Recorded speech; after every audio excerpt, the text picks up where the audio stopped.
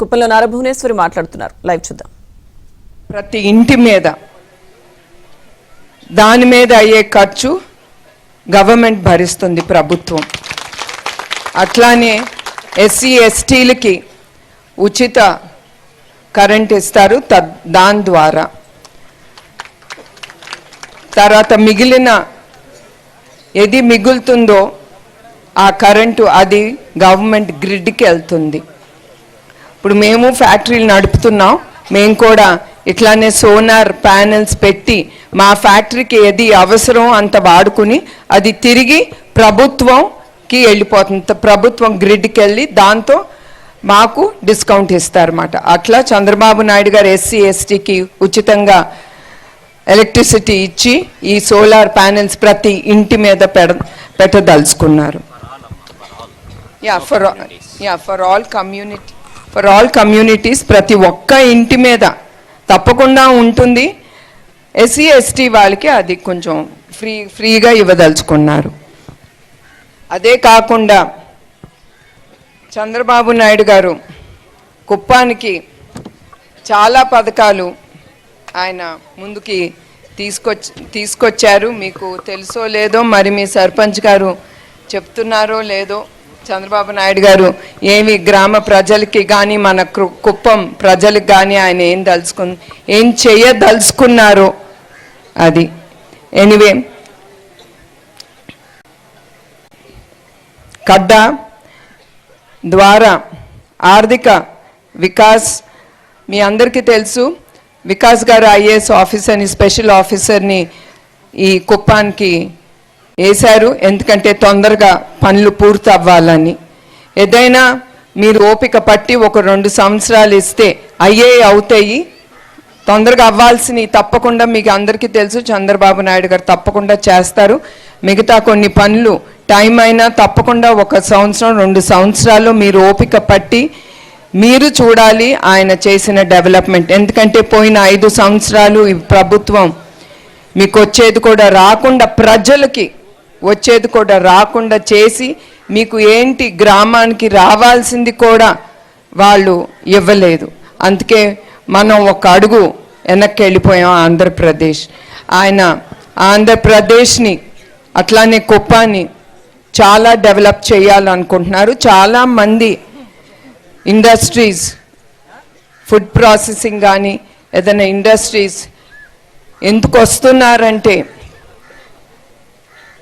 వేరే వాళ్ళైతే చాలా ముందుకి రారు ఇండస్ట్రీస్ పెట్టడానికి.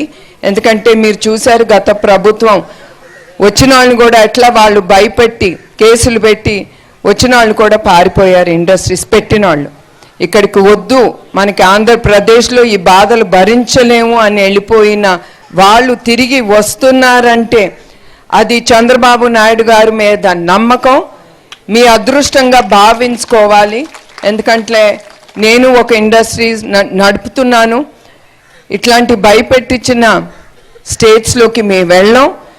ఎందుకంటే రేపు మేము ఎదుర్కోవాలి. మేమంటే మా ఎంప్లాయీస్ కానీ ప్రతి ఒక్కళ్ళు ప్రభుత్వం తీసుకున్న డెసిషన్స్ ఎదుర్కోవాలని భయపడి మేము ఆ స్టేట్కి వెళ్ళాం. అట్లాంటిది భయపడకుండా ముందుకు వస్తున్నారంటే అది చంద్రబాబు నాయుడు గారి కోసం చూసి వస్తున్నారు.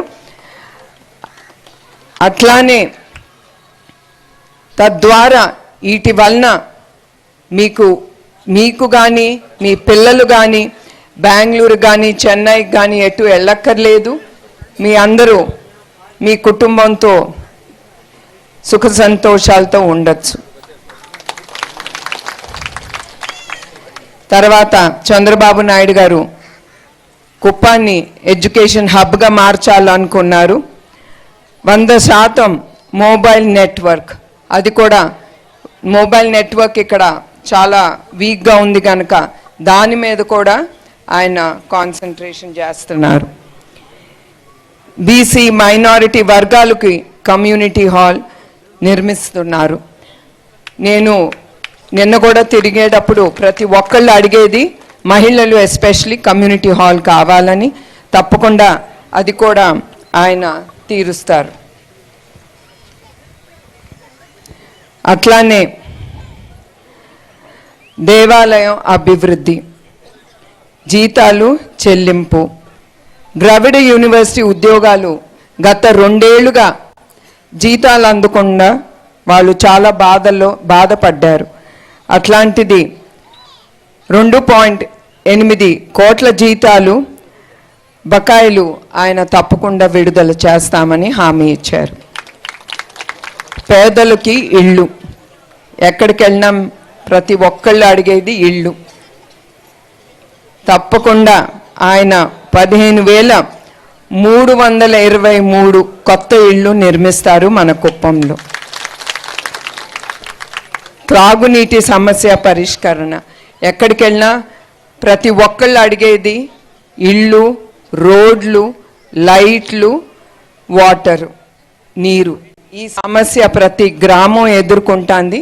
అది తప్పకుండా ఆయన తీరుస్తారు. అట్లానే చెక్ డ్యామ్, హంద్రీనివా మీకు చెప్పినట్లు ఈ జూలైకి ఆయన పూర్తి చేస్తామని హామీ ఇచ్చారు మీకు.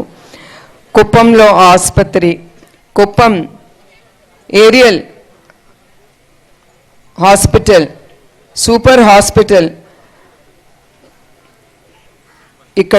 ఇక్కడికి తీసుకొస్తానని అది కూడా ఆయన హామీ ఇచ్చారు.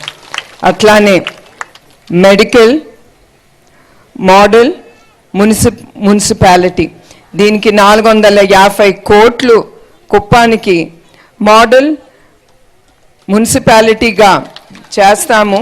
దానితో భాగంగా 100 కోట్లు నిధులు విడుదల చేశారు.